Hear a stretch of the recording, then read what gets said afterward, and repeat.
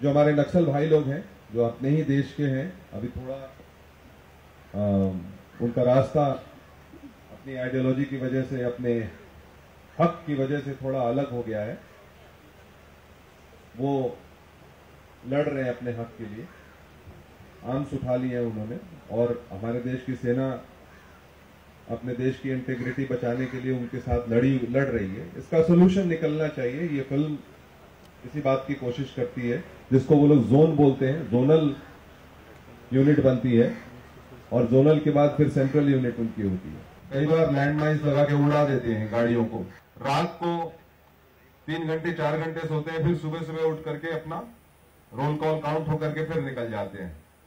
किसी गांव में जाते हैं, वहां थोड़ी सी सभा लगाते हैं, प्रचार का काम करते हैं, बातचीत करते हैं और फिर वहां से आगे निकल जाते हैं। यही उनकी जिंदगी होती है। एक्चुअली बिजनेसमैन है, नक्सल तो नहीं है वो। और वो जाता है अपने दोस्त के लिए अंडर कवर मनोज बादशाह को पकड़ने के लिए। And then while he is there you see what happens to, उसे क्या देखती है, वो क्या देखता है, अल्टीमेटली कहां पहुंच जाता है वो। प्यार भी होता है इसको actually. That's the reason why he stage behind. See the beautiful Anjali. मेरे कैरेक्टर का नाम जूही है। जैसे सर बता रहे थे, मैं एरिया कमांडर हूँ और पलक झपकते ही मैं किसी को भी मार डाल सकती हूँ। और बहुत ही पलक झपकने की भी जरूरत नहीं है। स्ट्रॉन्ग लड़की है, बहुत ही मोटिवेटेड है। कोई भी पेड़ की तरह है, कोई भी उसे हिला नहीं सकता है एक्सेप्ट समबडी। तो अपने लोगों के हक के लिए लड़ रही है। I was just telling Manoj inside कि कॉस्ट्यूम पहनकर यहाँ इस जंगल में आकर लग रहा है कि हम पचमढ़ी में आ गए वापस।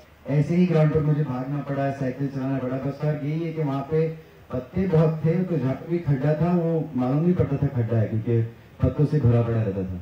हमारा मूवमेंट जनता के लिए है, मुख्य अधिकारों की रक्षा के लिए हम अनाथ ही लब तक लड़ो। जब तक हम अपन एक एक इंच जमीन से उनको खदेड़ नहीं दे, तब तक हम चैन से नहीं बैठेंगे। 60 सालों से ये लोग धोखा देते हैं, मीठी बातें करके झूठे वादे करते, थोड़ी मिठाई खिला के आपका खून चूसते।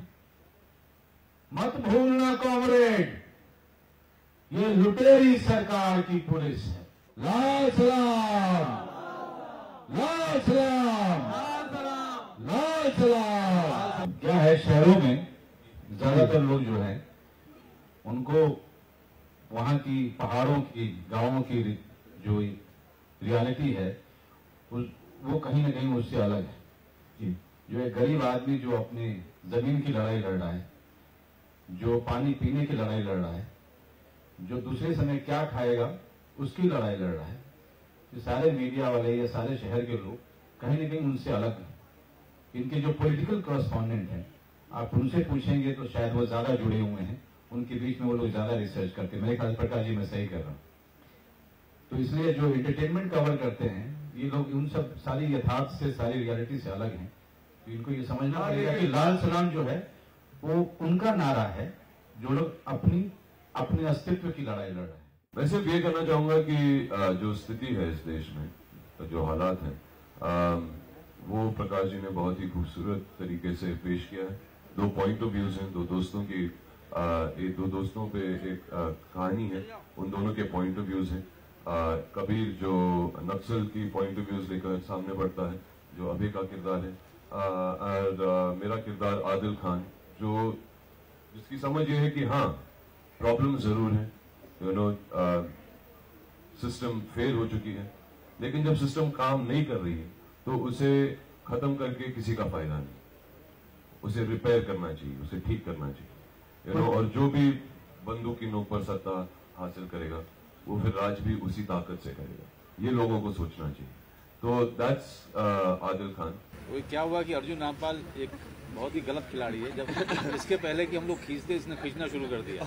अच्छा, सही है। 1 2 3 तो इन्होंने ही बोला, चीटिंग कर दिया। और पुलिस वाले जो है हमेशा चीटिंग करते हैं, इन्होंने चीटिंग किया। अच्छा। और राजन को गिरा दिया इन्होंने। नहीं, नक्सल हारता नहीं है, लड़ाई तो जारी रहेगी, क्योंकि गवर्नमेंट की मशीनरी बहुत लंबी चौड़ी है और हम जैसे कॉमरेड्स को उनके साथ लड़ाई लड़ने के लिए एकजुट होना पड़ेगा। हम सारे के सारे जिले से और थाने से लोगों को हम लोग एकत्रित कर रहे हैं, इकट्ठा कर रहे हैं जितने भी हमारे कॉमरेड्स से हमारे साथ जुड़ रहे हैं, और जब एक साथ हो जाएंगे सबके सब तब साथ में गिरेंगे तो सरकार के लिए बहुत मुश्किल होगी। ये फिल्म किसी के फेवर में नहीं है। ये फिल्म प्रकाश जी की एक अच्छी बात रहती है कि उनकी फिल्म में जो भी वो मुद्दा उठाते हैं, उस मुद्दे के सारे पॉइंट ऑफ व्यूज, जो पर्सपेक्टिव, उसके जो जितने भी लोगों के विचार हैं, सबको सामने रखते हैं, लेकिन उसके बीच में अपनी एक कहानी कहते हैं। उस कहानी को वो समअप करते हैं। बाकी आप जानिए, दर्शकों पर छोड़ते हैं कि वो किस विचारधारा से वो प्रभावित हैं, किस विचारधारा से सहमति हैं, अग्री कर रहे हैं, ये दर्शकों के ऊपर हम छोड़ देते हैं.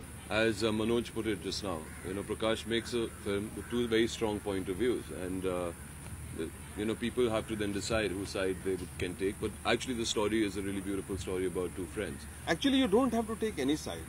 You have to Understand the problem. You have to understand the problem by looking at a problem from every side, so that when you compassionately sit down to look for solutions, you are aware of the problem. ये देखिए, ये तो जब अगर supreme court हमें कहेगी कि आप नाम हटा दीजिए तो हम रख नहीं सकते, लॉ ऑफ लैंड है, उसको मानना पड़ेगा. लेकिन हम अपने को रिप्रेजेंट कर रहे हैं. जैसे कलकत्ता हाई कोर्ट में हमारी जीत हुई, दिल्ली में हमको एडवर्स रिपोर्ट मिला, तो ये चलेगा. देखेंगे जो जैसा कोर्ट का आदेश होगा वो पालन किया जाएगा. काम के वक्त काम और मजे के वक्त मजा. तो ऑफ कोर्स प्रकाश स्ट्रिक्ट तो है अपने काम के लिए, और मुझे बहुत डराते भी थे कभी कभी, मगर बहुत मजे किए हम लोगों ने जंगलों में, और बहुत अच्छा टाइम था. जिस इलाके से हम लोग आते हैं, उस खास इलाके में तो इतनी ज़्यादा नक्सलिज्म की प्रॉब्लम रही नहीं है, लेकिन उसके आसपास काफ़ी रही है. तो उसको चर्चा तो होती है, चर्चा काफ़ी होती है, पढ़ते लिखते रहते हैं. काफ़ी कभी कभी लगता है कि आ गए, अभी ऐसा लग रहा है कि अभी बॉर्डर पे हैं, नहीं प्रॉब्लम आ गई. गांव से गुजरते रहते हैं. हमेशा इस तरह की खबर, हमेशा इस तरह बहुत सारे लोगों से मिलना जुलना भी होता रहा है. ये एक अलग मुद्दा भी है. ये चक्रव्यूह फिल्म जो है वो सिर्फ नक्सलिज्म नहीं है. नक्सलिज्म इसकी पृष्ठभूमि है, बैकग्राउंड है. नक्सलिज्म आइडियोलॉजी जो है, क्योंकि फिल्म जो है वो एक पूरी तरह से मुकम्मल कहानी, नैरेटिव होती है, एक इंगेजिंग स्टोरी होती है. क्योंकि नक्सलिज्म के ऊपर में अगर 2.5 घंटे का लेक्चर हम देंगे तो कोई सुनने वाला नहीं. महंगाई की महामारी में हमरा बट्टा बिठा दिया, चले हटाने गरीबों को हटा दिया. शरबत की तरह देश को घटका है घटाघट. आम आदमी की जेब हो गई है सपाचट, आम आदमी की जेब हो गई है सपाचट. भैया देख लिया है बहुत तेरी सरदारी रे, अब तो हमारी बारी रे. भैया देख लिया है बहुत तेरी सरदारी रे, अब तो हम